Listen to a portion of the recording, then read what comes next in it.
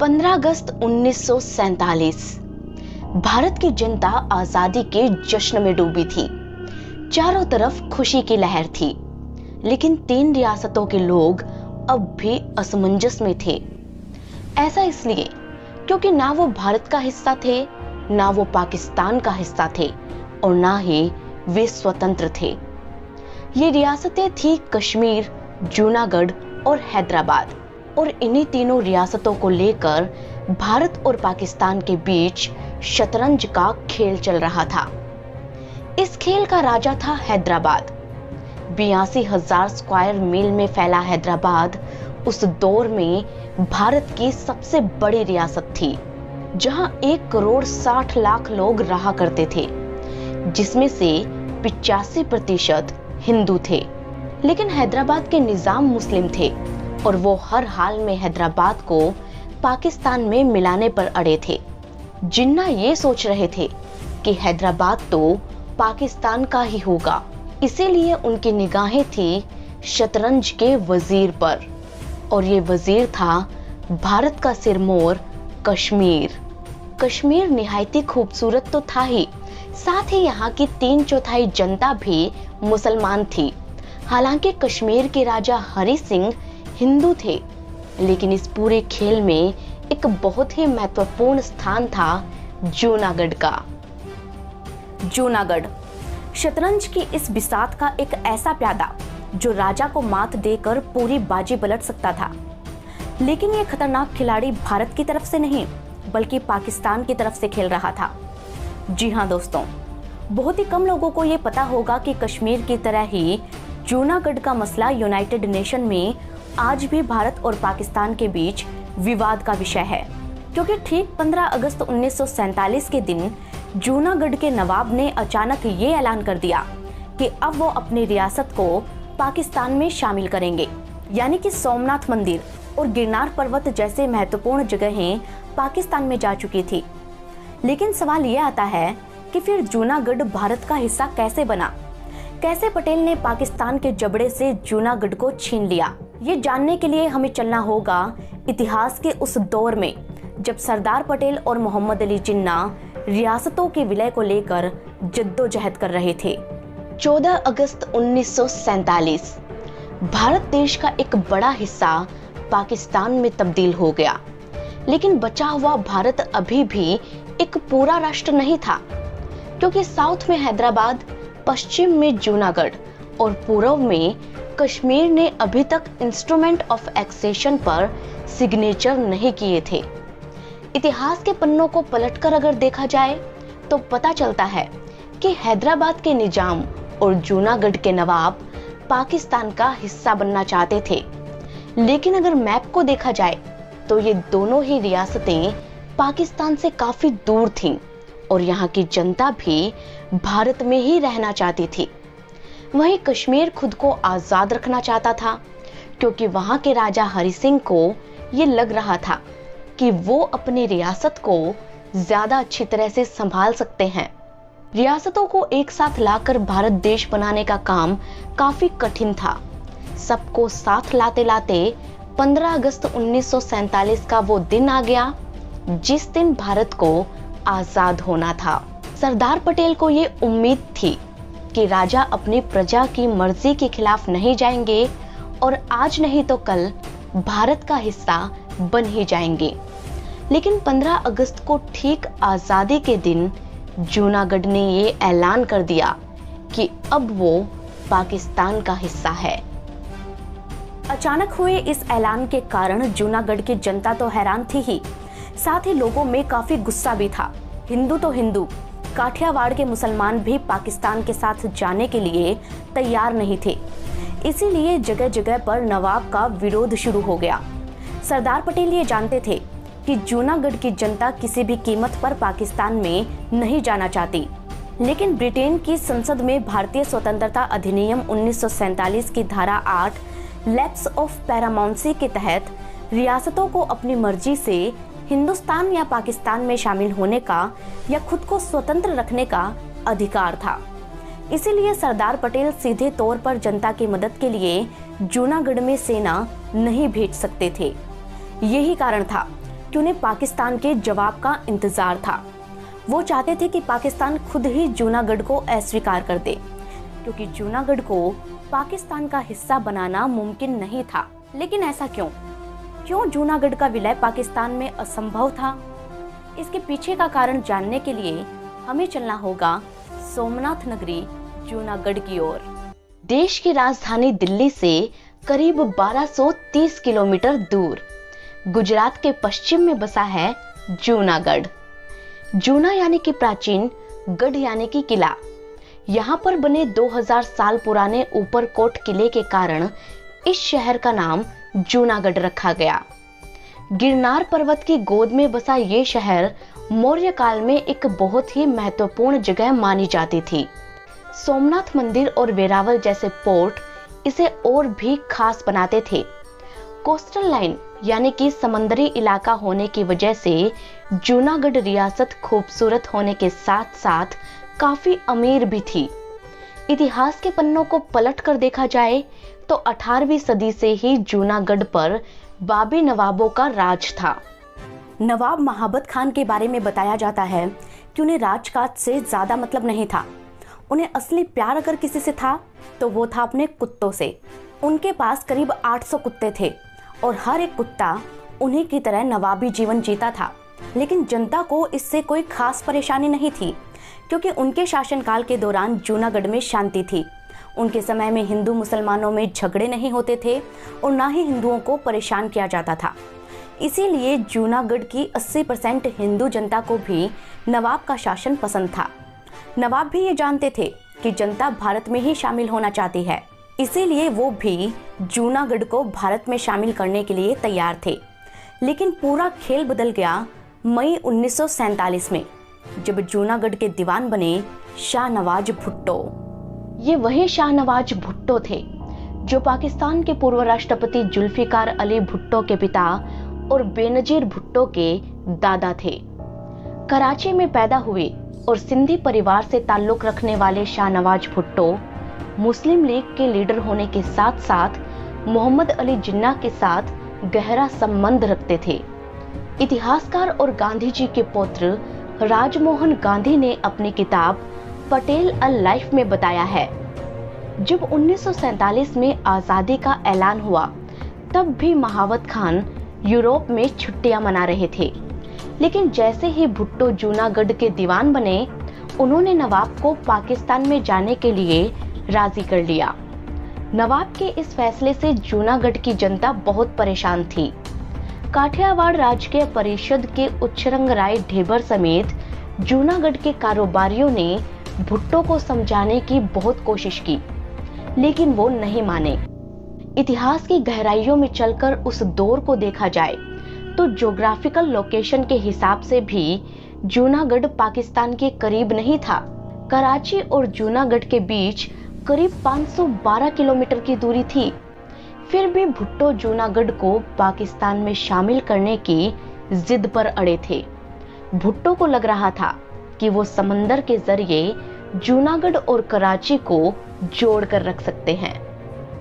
लेकिन जिन्ना ने तो धर्म के आधार पर ही पाकिस्तान को अलग देश बनाया था। ऐसे में वो जूनागढ़ के 80% हिंदुओं को कैसे स्वीकार कर सकते थे? ये बात किसी को समझ नहीं आ रही थी। इसीलिए उस वक्त के वॉइसरॉय लॉर्ड माउंटबेटन समेत हर किसी को ये उम्मीद थी कि पाकिस्तान खुद ही जूनागढ़ को अस्वीकार कर देगा। लेकिन पाकिस्तान खामोश रहा। करीब 1 महीने के इंतजार के बाद अचानक 13 सितंबर 1947 को पाकिस्तान की तरफ से एक तार आया, जिसमें लिखा हुआ था कि पाकिस्तान ने जूनागढ़ को स्वीकार कर लिया है। पाकिस्तान के इस फैसले से एक तरफ जहां भारत के लोग हैरान थे, वहीं जूनागढ़ की जनता बेहद खफा थी। लेकिन पटेल ये अच्छी तरह से जानते थे कि पर्दे के पीछे से ये सारा खेल मोहम्मद अली जिन्ना खेल रहे हैं। इस बात को इतिहासकार राजमोहन गांधी ने अपनी किताब पटेल ए लाइफ में समझाया है। उनके मुताबिक जिन्ना को ये लग रहा था कि अगर दीवान और नवाब जूनागढ़ को पाकिस्तान में मिला देते हैं तो हिंदुस्तान खुद ये मांग करेगा कि जूनागढ़ के नवाब को नहीं बल्कि जूनागढ़ की जनता को फैसला करने का हक दिया जाए। जिन्ना ये सोच रहे थे कि हिंदुस्तान की ऐसी मांग के बाद अगर कश्मीर के महाराजा भारत से जुड़ने की बात करते हैं तो वो खुद ये कहेंगे कि कश्मीर के लोगों से भी राय ली जानी चाहिए।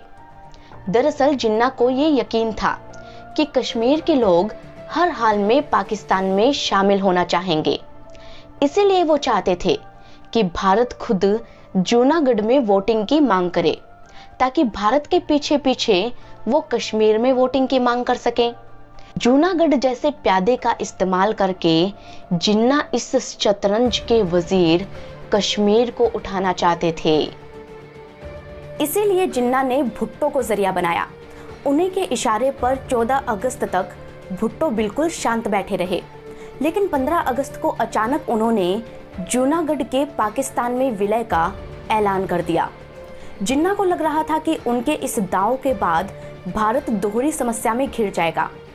अगर वो जूनागढ़ को बचाता है तो कश्मीर उसके हाथों से निकल जाएगा, और अगर कश्मीर को बचाया तो जूनागढ़ उसके हाथ से जाता रहेगा। हैदराबाद को लेकर उनका सोचना था कि अगर 80% हिंदुओं के साथ जूनागढ़ पाकिस्तान में मिल सकता था तो हैदराबाद भी पाकिस्तान का हिस्सा बन जाएगा। इस तरह उन्हें शतरंज के वजीर और राजा को जीतने की पूरी उम्मीद थी। जिन्ना के इस पूरे खेल को पटेल अच्छी तरह से समझ रहे थे, लेकिन फिर पटेल ने इस हारी हुई बाजी को कैसे जीता, इसकी कहानी और भी दिलचस्प है। पटेल ने नवाब महावत खान को समझाने के लिए भारत सरकार की ओर से रियासती विभाग के सचिव वीपी मेनन को भेजा, लेकिन नवाब के बजाय भुट्टो ने उनसे मुलाकात की और हर सवाल का गोलमोल जवाब देकर उन्हें वापस भेज दिया। पटेल ये समझ चुके थे कि नवाब और भुट्टो से बात करने का अब कोई फायदा नहीं है। अब अगर कोई कुछ कर सकता था तो वो थी जूनागढ़ की जनता। जूनागढ़ से निकलने के बाद वीपी मेनन राजकोट गए और फिर मुंबई पहुंचे। मुंबई पहुंचकर उन्होंने काठियावाड़ी नेताओं से मुलाकात की। दरअसल उस दौर में बहुत से काठियावाड़ी कारोबारी ऐसे भी थे जिनके घर तो जूनागढ़ में थे, लेकिन वो व्यापार के सिलसिले में मुंबई आकर बस गए। इन लोगों को जूनागढ़ के हालातों को लेकर बहुत चिंता हो रही थी। इन्हीं में से एक थे काठियावाड़ राजकीय परिषद के नेता उच्चरंग राय ढेबर। इस मुलाकात का जिक्र करते हुए सौराष्ट्र यूनिवर्सिटी के रिटायर्ड प्रोफेसर एसवी जानी ने अपनी किताब जूनागढ़ना नवाबी शासनों अंत में लिखा है कि ढेबर भाई ने वीपी मेनन को बताया कि हालात ठीक नहीं हैं, लोगों को बहुत लंबे समय तक नियंत्रण में नहीं रख पाएंगे। वहीं वंदे अखबार के संपादक श्यामल दास गांधी ने मेनन को बताया कि लोग अपने हाथों में कानून लेकर खुद सरकार बनाने को तैयार हो गए थे। मेनन ने ये सारी बातें दिल्ली पहुंचकर सरदार पटेल को बताई। लोग नवाब के खिलाफ हथियार उठाने को तैयार थे, लेकिन पटेल ऐसा नहीं चाहते थे क्योंकि इससे परेशानी काफी बढ़ सकती थी। इसीलिए उन्होंने उच्चरंग राय ढेबर से कहा कि वो सत्याग्रह जैसा कुछ करें। हालांकि उस समय लोगों का मानना था कि सत्याग्रह से कुछ हासिल नहीं होगा, लेकिन ढेबर भाई को ये विचार पसंद आया क्योंकि वो पक्के गांधीवादी थे और हथियार उठाने के सख्त खिलाफ थे। दूसरी तरफ जूनागढ़ के लोग भी समझ गए थे कि अगर वो पटेल की सलाह मानेंगे और खुद अपनी लड़ाई लड़ेंगे तो ही जूनागढ़ भारत का हिस्सा बन पाएगा। 25 सितंबर 1947 जूनागढ़ के लोगों ने खुद अपनी सरकार बना ली, जिसका नाम रखा गया आरजी हुकूमत। महात्मा गांधी के भतीजे और वंदे भारत अखबार के संपादक श्यामल दास गांधी इसे लीड कर रहे थे। सरदार पटेल ने पाकिस्तान को 4 हफ्तों का समय दिया ताकि वो अपना फैसला वापस ले ले, और तब तक आरजी हुकूमत शांत रही। लेकिन जब जिन्ना ने ऐसा नहीं किया तो आरजी हुकूमत ने विद्रोह शुरू कर दिया। आरजी हुकूमत को जनता का भरपूर साथ मिला। एक एक करके इस हुकूमत ने अमरापुर, नवागढ़ और घातकड़ा जैसे गांवों पर नियंत्रण कर लिया। वहीं दूसरी तरफ जूनागढ़ के अंदर आने वाली 2 रियासतों मांगरोल और बाबरियावाड़ के हिंदू राजाओं ने अपनी रियासतों को भारत में शामिल करने की घोषणा कर दी। जूनागढ़ ने इसका विरोध किया, लेकिन अब ये दोनों ही रियासतें भारत का हिस्सा बन चुकी थी। इसीलिए भारत ने वहां के लोगों की सुरक्षा के लिए इंडियन आर्मी को भेज दिया। अब एक तरह से इंडियन आर्मी जूनागढ़ तक पहुंच चुकी थी। 24 अक्टूबर 1947 जूनागढ़ के सारे रास्ते बंद हो चुके थे। वहीं दूसरी तरफ आरजी हुकूमत भी आगे बढ़ती जा रही थी। इन हालातों से घबराकर नवाब महाबत खान अपने परिवार, अपने पसंदीदा कुत्तों, कीमती जवाहरात और पैसों से भरे बक्सों को प्लेन में लेकर 25 अक्टूबर की रात को ही पाकिस्तान भाग गए और जूनागढ़ का शासन छोड़ गए भुट्टो के भरोसे। लेकिन भुट्टो के हाथ में भी कुछ नहीं था। राजमोहन गांधी ने अपनी किताब में लिखा है कि 27 अक्टूबर को भुट्टो ने जिन्ना को एक पत्र लिखा। उसमें लिखा था, हमारे पास कोई पैसे नहीं बचे हैं, अनाज इतना कम है कि अब चिंता हो रही है। नवाब साहब और उनके परिवार को चले जाना पड़ा। काठियावाड़ के मुसलमानों को भी पाकिस्तान में कुछ नहीं दिख रहा। मैं इससे ज्यादा कुछ नहीं कह सकता। मंत्रिमंडल के मेरे वरिष्ठ साथी कैप्टन हार्वे जोन्स ने आपको परिस्थिति की गंभीरता बता दी होगी। सौराष्ट्र के जाने माने इतिहासकार शंभू प्रसाद देसाई ने जूनागढ़ पर लिखे एक लेख में उस दौर के जूनागढ़ के हालातों को बयां किया है। उन्होंने लिखा है कि जूनागढ़ पूरा उजड़ गया था। सभी रास्तों पर वीरानी फैली थी। दीवान शाहनवाज भुट्टो और पुलिस कमिश्नर मोहम्मद हुसैन नकवी बल प्रयोग करके लोगों के गुस्से को शांत करने की और आरजी हुकूमत से लड़ने की कोशिश कर रहे थे। आरजी हुकूमत की सेना आगे बढ़ रही थी और शाहनवाज भुट्टो के पास कोई खास विकल्प थे नहीं। इन हालातों से जिन्ना भी ये समझ चुके थे कि वो जूनागढ़ की मदद नहीं कर पाएंगे, इसीलिए वो भी पीछे हट गए। खुद को अकेला पाकर भुट्टो ने आरजी हुकूमत से जूनागढ़ संभालने की दरख्वास्त की, लेकिन 8 नवंबर को उन्होंने ये दरख्वास्त बदल दी। उन्होंने कहा कि आरजी हुकूमत नहीं बल्कि भारत सरकार जूनागढ़ को कब्जे में ले ले। पटेल इसी दरख्वास्त का इंतजार कर रहे थे। अगले ही दिन यानी कि 9 नवंबर 1947 को भारत सरकार ने जूनागढ़ को कब्जे में ले लिया। आरजी हुकूमत ने भी इसका कोई विरोध नहीं किया। इस तरह से 9 नवंबर को जूनागढ़ भारत का हिस्सा बन गया। यही वजह है कि 9 नवंबर को जूनागढ़ का स्वतंत्रता दिवस मनाया जाता है। लेकिन जूनागढ़ विलय के बाद पाकिस्तान ने इंटरनेशनल लेवल पर भारत की आलोचना करनी शुरू कर दी। इसीलिए लॉर्ड माउंटबेटन के कहने पर मेनन और नेहरू ने पाकिस्तान भेजने के लिए एक संदेशा तैयार किया, जिसमें लिखा गया था कि हमने भुट्टो की अर्जी को स्वीकार किया है, लेकिन कानूनी तौर पर जूनागढ़ से जुड़ने से पहले वहां के लोगों का मत हम जरूर जानेंगे। कहते हैं कि नेहरू के इस संदेश ने भारत की मुश्किलें और बढ़ा दी थी। वो ऐसे कि जब जूनागढ़ के दीवान ने खुद भारत सरकार को न्योता दिया था तो जनमत संग्रह की जरूरत नहीं रह गई थी। जूनागढ़ के लोगों की भी ऐसी कोई मांग नहीं थी। सरदार पटेल भी नहीं चाहते थे कि जनमत संग्रह हो, क्योंकि वो जानते थे कि अगर जूनागढ़ में जनता की राय ली गई तो पाकिस्तान कश्मीर में भी वोटिंग करवाने की मांग करेगा। लेकिन नेहरू तो संदेशा भेज चुके थे। अब बैठी बिठाई आई इस मुसीबत से पटेल को ही निपटना था। हालांकि राजमोहन गांधी ने अपनी किताब में बताया है कि सरदार पटेल को कश्मीर में कोई खास दिलचस्पी नहीं थी, लेकिन जूनागढ़ के बाद पटेल कश्मीर में दिलचस्पी लेने लगे थे, क्योंकि जब मुसलमान राजा और हिंदू प्रजा वाले राज्य को जिन्ना पाकिस्तान में मिला सकते थे, तो हिंदू राजा और मुस्लिम बहुमत वाली प्रजा के राज्य में सरदार दिलचस्पी क्यों न ले। इसीलिए पटेल अब जूनागढ़ और कश्मीर दोनों को बचाना चाहते थे। 20 फरवरी 1948 जूनागढ़ में वोटिंग हुई और 2,01,457 रजिस्टर्ड मतदाताओं में से 1,90,870 लोगों ने अपना वोट दिया, जिसमें पाकिस्तान के लिए सिर्फ 91 वोट मिले थे। लेकिन यहाँ जिन्ना ने असली चाल चली। वो प्यादे से वजीर का शिकार करना चाहते थे।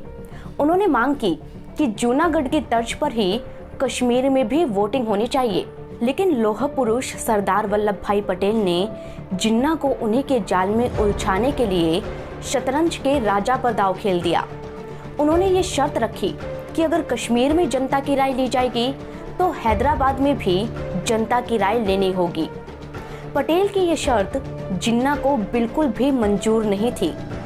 ऐसा इसलिए क्योंकि हैदराबाद के निजाम तो अपनी रियासत को पाकिस्तान में शामिल करने का वादा कर चुके थे। ऐसे में अगर जनता की राय ली जाती तो वहां की 85% हिंदू जनता भारत के पक्ष में वोट करती। जिन्ना नहीं चाहते थे कि वो वजीर के चक्कर में राजा को खो दें, इसीलिए उन्होंने हैदराबाद में जनता की राय लेने से मना कर दिया। इस पर पटेल ने भी साफ कर दिया कि अगर हैदराबाद में वोटिंग नहीं होगी तो कश्मीर में भी वोटिंग नहीं कराई जाएगी। पटेल अलाइव किताब में राजमोहन गांधी ने बताया है कि सरदार पटेल के लिए जूनागढ़ और हैदराबाद दोनों ही महत्वपूर्ण थे। अगर पाकिस्तान इन दोनों रियासतों को आसानी से भारत का हिस्सा बनने देता तो हो सकता था कि पटेल कश्मीर पाकिस्तान को दे देते, लेकिन जिन्ना ने इस सौदे को ठुकरा दिया। हैदराबाद के लालच में जिन्ना ने कश्मीर को खो दिया और कश्मीर के लालच में जूनागढ़ को। पटेल के जाल में जिन्ना ऐसे उलझे कि उनके हाथ आखिरकार कुछ भी नहीं लगा। इस तरह वजीर और राजा दोनों को उठाने के चक्कर में जिन्ना के हाथ से प्यादा भी निकल गया। अब जिन्ना के पास आलोचना करने के अलावा और कुछ नहीं बचा था। साल 1948 में पाकिस्तान ने जूनागढ़ के मसले को यूएन में भी उठाया था, लेकिन बाद में उसने अपना पूरा फोकस कश्मीर पर रखा और जूनागढ़ पर कभी बात नहीं की। करीब 72 साल बाद 4 अगस्त 2020 को पाकिस्तान ने एक नक्शा जारी करके कश्मीर के साथ साथ जूनागढ़ और मानावदर को भी अपना हिस्सा बताया और इस पूरे विवाद को हवा देने की कोशिश की, लेकिन ये उसकी खुन्नस से ज्यादा और कुछ नहीं था। सरदार पटेल की सलाह जूनागढ़ के लोगों को बहुत काम आई। उन्होंने अपनी लड़ाई खुद लड़ी और पटेल का उन्हें भरपूर साथ मिला। आखिरकार जूनागढ़ भारत का हिस्सा बन ही गया। बाद में कश्मीर और हैदराबाद भी भारत में शामिल हो गए और जिन्ना हाथ मलते रह गए। इस पूरे खेल में पाकिस्तान के इतिहास में जमकर जग हंसाई हुई, लेकिन सबसे ज्यादा नुकसान हुआ जूनागढ़ के राज परिवार को। अब वो कैसे? इतिहास के गहराइयों में जाकर देखा जाए तो पता चलता है कि नवाब बनकर जूनागढ़ पर राज करने वाले बाबी समुदाय के लोग एक वक्त पर अफगानिस्तान के कबीलों में रहा करते थे। जब मुगलों को सैनिकों की जरूरत थी तब ये लोग भारत आ गए और मुगलों की मदद करके उनसे करीबियां बढ़ा ली। वक्त के साथ उन्होंने जूनागढ़ पर अपना राज कायम किया और नवाब बन गए। आलीशान महल और रॉयल लाइफ, भारत ने उन्हें क्या कुछ नहीं दिया, लेकिन पाकिस्तान में तो वो खाली हाथ रह गए। जिस दीवान शहनवाज भुट्टो ने उन्हें पाकिस्तान में जाने के लिए उकसाया था, उनका परिवार आज भी पाकिस्तान की राजनीति में खास जगह रखता है। पाकिस्तान के जाने माने नेता बिलावल भुट्टो उन्हीं के परिवार से आते हैं, लेकिन नवाब के परिवार का तो कहीं कोई नाम नहीं दिखता। एक तरफ भारत में शामिल होने वाले राजा महाराजाओं के परिवार आज भी रॉयल लाइफ जी रहे हैं, लेकिन वहीं पाकिस्तान में जाने वाले नवाब के परिवार को क्या मिला? अगर आपको भी ये जानना है तो कमेंट करके हमें बताना होगा। अगर आप फरमाइश करेंगे तो हम अगले वीडियो में आपको इस बारे में जरूर बताएंगे। अफगानिस्तान के बाबी कबीलों के सरदार जो चंद पैसों के लिए लड़ाइयां लड़ते थे, वो भारत में आकर नवाब कैसे बन गए और आज वो किस हाल में हैं? ये दिलचस्प कहानी आप जानना चाहते हैं तो हमें कमेंट सेक्शन में लिखकर बताएं। हम आपको मिलेंगे अगले वीडियो में। तब तक आप इस वीडियो को शेयर और चैनल को सब्सक्राइब करना बिल्कुल ना भूलें। इतिहास से जुड़ी इन तमाम कहानियों को हम अपने मन से नहीं बल्कि अलग अलग ऑथेंटिक सोर्सेज से चेक करके आपको सुनाते हैं दोस्तों, ताकि एजुकेशन पर्पज से आप इन वीडियो को देख सकें। अगर इन फैक्ट्स को आप वेरीफाई करना चाहते हैं तो आपको सोर्स लिंक्स डिस्क्रिप्शन में मिल जाएंगे। हमारी ये सच्ची कोशिश अगर आपको पसंद आती हो तो वीडियो को लाइक ज़रूर करें। अगर आप हमसे कुछ जानकारी शेयर करना चाहते हैं या एडवर्टीजमेंट के लिए कांटेक्ट करना चाहते हैं तो इस मेल एड्रेस पर लिख भेजें। हम मिलेंगे आपको अगली कहानी के साथ। तब तक के लिए धन्यवाद।